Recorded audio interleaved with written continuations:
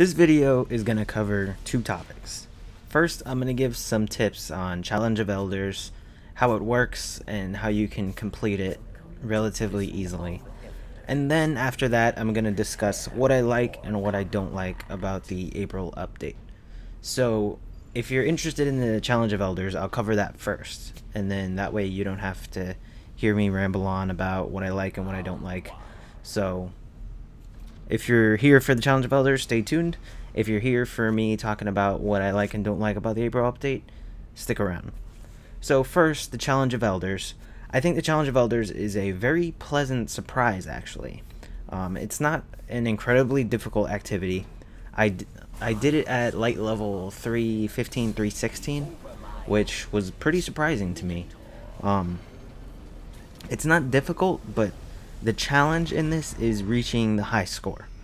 But even reaching the high score is not too incredibly difficult. Now, this is a very fun activity in my opinion. It's pretty relaxing. It's not too difficult in the sense that you're gonna die all the time. It's more difficult in the sense that you're trying to get that score up to what you need it to be. So this week's modifier is precision damage bonus. And this is the most important piece of information you need when you're going into the Challenge of Elders.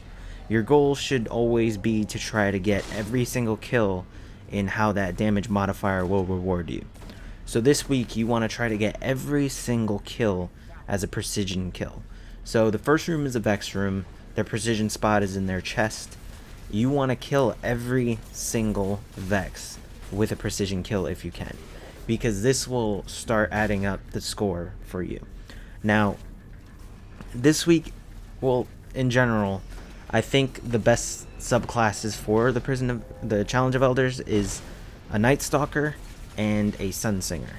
Now, the reason for this, especially this week, is that both of these supers allow you to get precision kills while your super is active, which then creates Orbs of Light.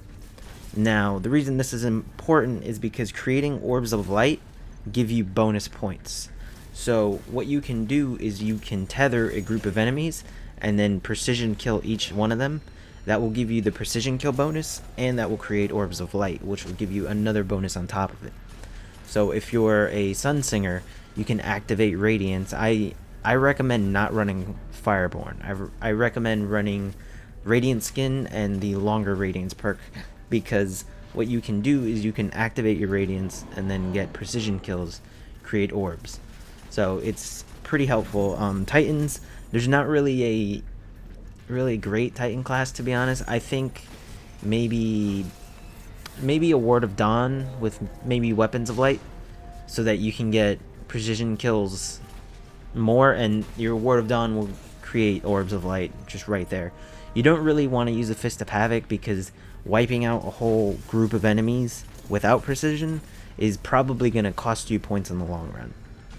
Same thing with Sunbreaker. Just hammering enemies over and over is probably going to cost you precision kill bonuses. So, again, my recommended subclasses are Night Stalker and Sunsingers, especially this week. The goal should always be to try to get your 30,000 high score, but I think the best thing to shoot for is 45,000 points.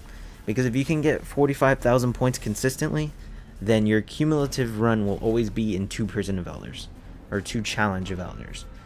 That way, because the cumulative points, you need to get 90,000 points total in order to get your armor piece. Now, if you get 45,000 in each, that's 90,000 total.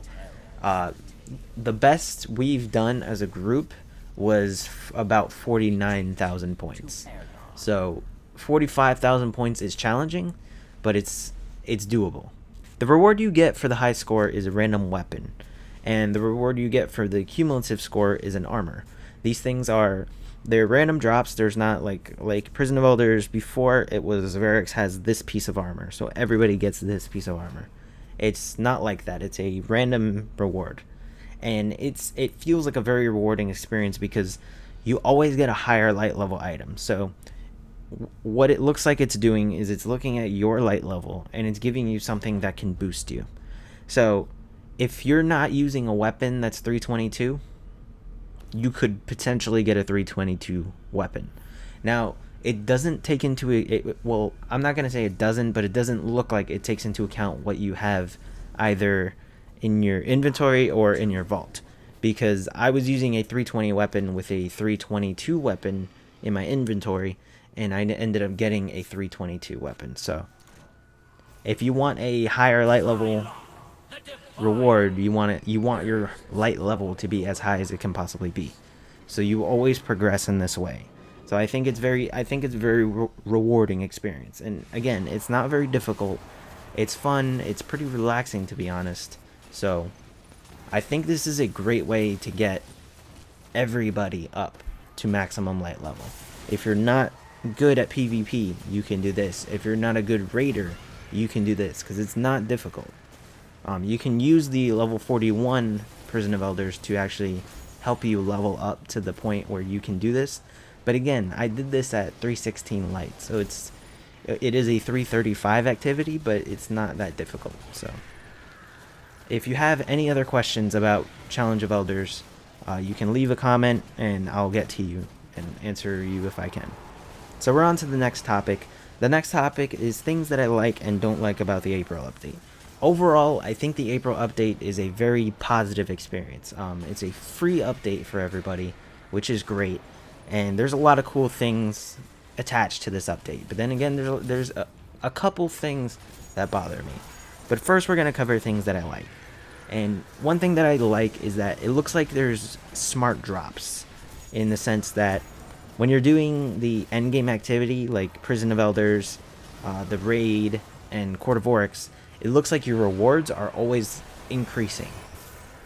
So if you're a 330 light, you're not going to see a lot of 320, 310 items. If you're very low light level, it's not going to drop 335 gear. It feels like it's going to increasingly give you more and more rewards to level you up. It's not going to just jump you up to 335, but at the same time, if you're up to 320, you're not going to feel like your time was wasted because you got 310, 300 gear. So in that sense, it's pretty rewarding. And I did the Challenge of Elders, and this was the case, and I did a hard mode raid, and this was the case. So it seems like the loot is getting much better.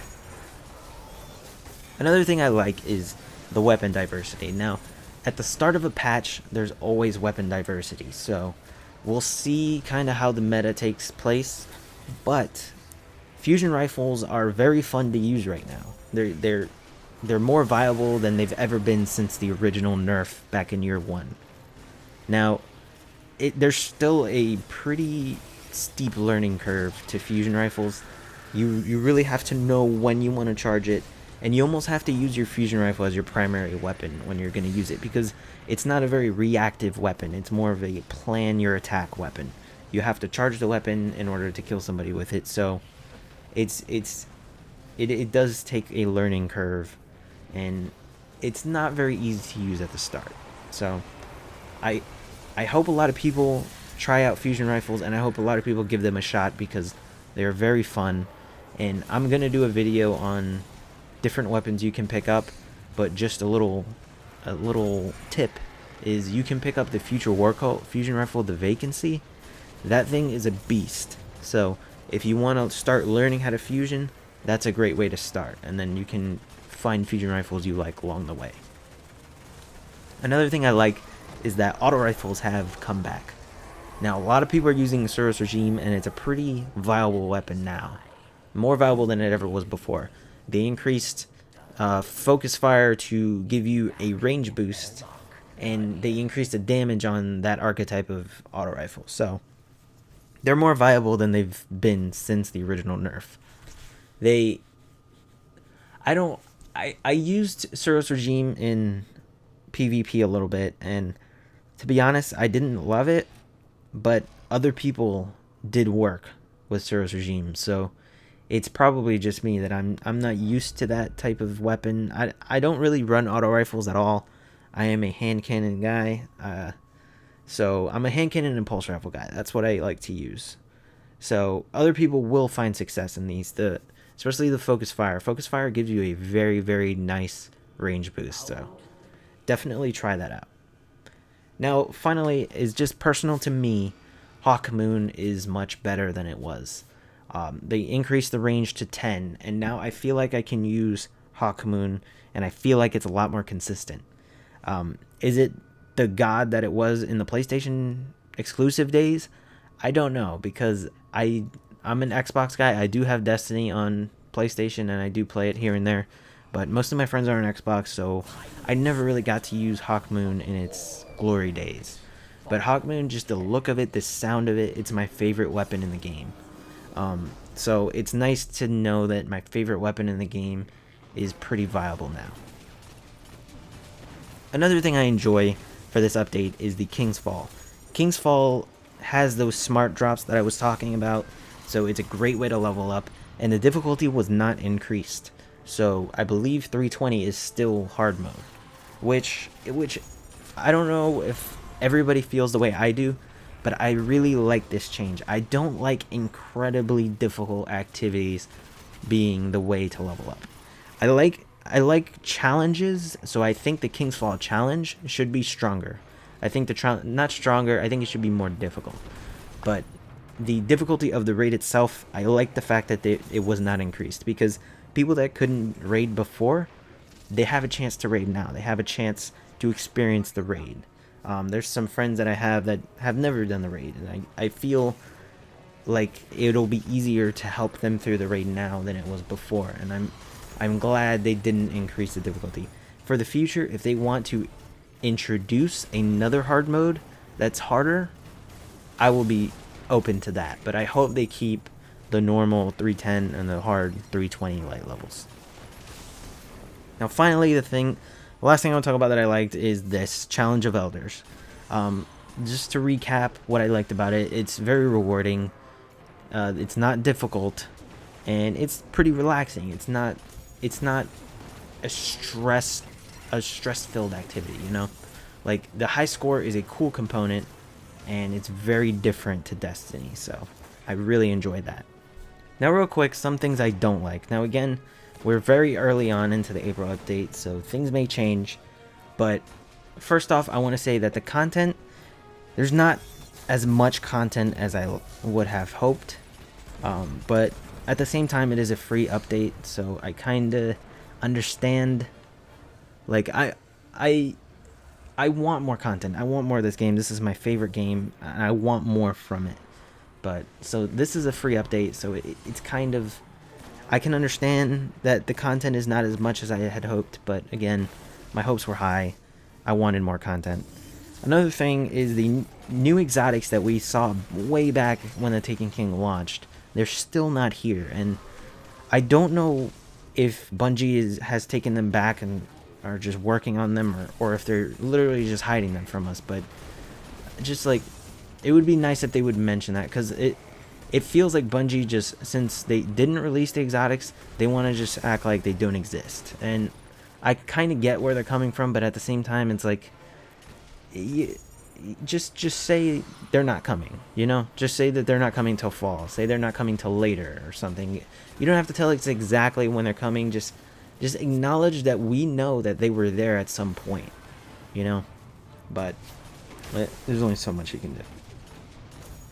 The last thing I want to talk about, and I'm not going to go into huge detail about this, but Sunsingers were buffed, and Sunsingers should have been nerfed. While they didn't nerf Fireborn and Flame Shield, the best Sunsingers are using Radiant Skin, which got buffed. You can throw more grenades now in your Radiant Skin than you did before, and that's what the good Sunsingers were running. So it's kind of disheartening to know that this is the change that they went with. You can throw more fireball grenades, which they didn't nerf at all. So it's pretty frustrating. This is not a video about how to fix Sunsingers. I'm not going through that now. I'm just talking to you about what I'm disappointed in, and I'm disappointed that 1, firebolts weren't changed, and 2, now you can throw more firebolts. Like, this is the opposite of what the community wanted. But we'll see what happens in the future. We know that if enough people complain, Bungie will do something about it. So hopefully people keep talking about Sunsingers, keep showing why they need to be changed. I don't want to nerf them into the ground, but I think this Radiant Skin buff was a step in the wrong direction. But anyway, overall, I did enjoy the April update. I'm still grinding. I'm still looking for items. I just got a Dreg's Promise, which I'm going to try out. But hopefully you guys are also enjoying it.